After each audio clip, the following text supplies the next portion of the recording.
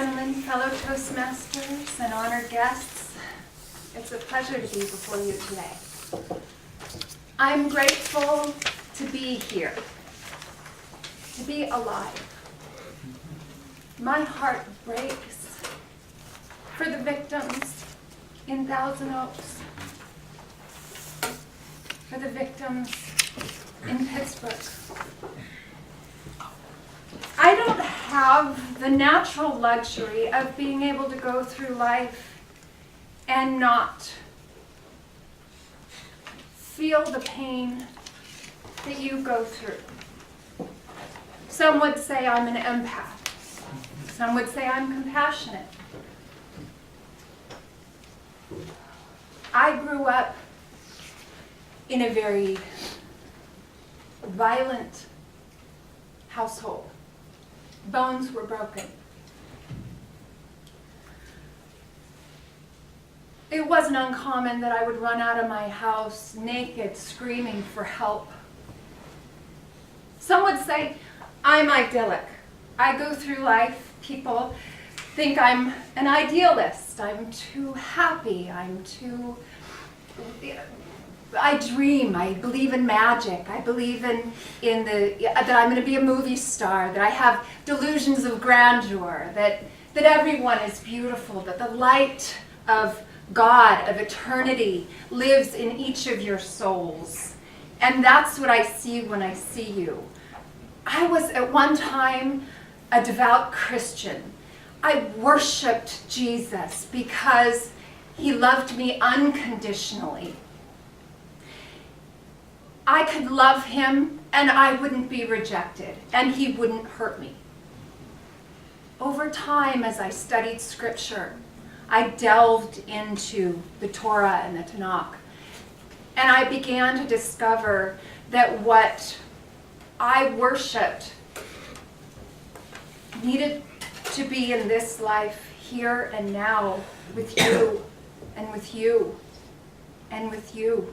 Each and every one of you walking this earth, being able to touch those I love. So I'd say, yes, I'm Jewish today. I converted to Judaism. But more than anything, I'm a humanist.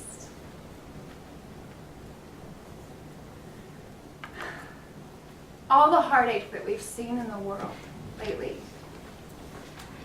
stems from mental illness. People's inability to connect with one another.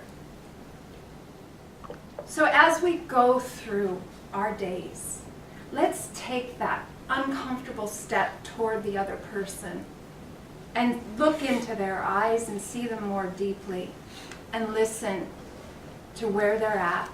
Make them laugh if we can, share an honest moment, a vulnerable moment. And if we're in fear for our lives, whether it be domestic violence or our own fear of life itself, that we share it, that we be vulnerable. Because a lot of the trauma and what creates mental illness oftentimes is the feeling of being different. But when we realize that everything that we've been through, someone else has been through it too.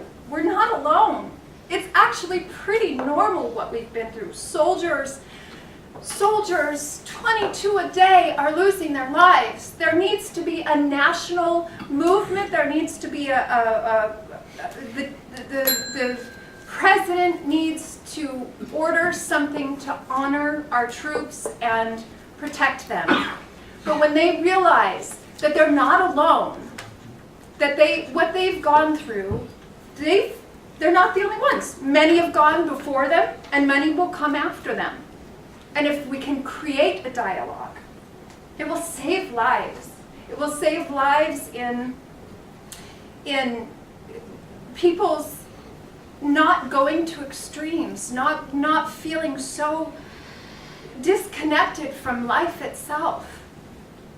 And it'll save lives in people not taking their own life. And it'll save lives in domestic situations, men who abuse women,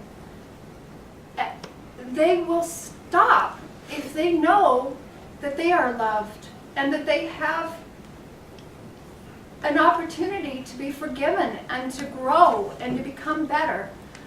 So that's my icebreaker. Thank you.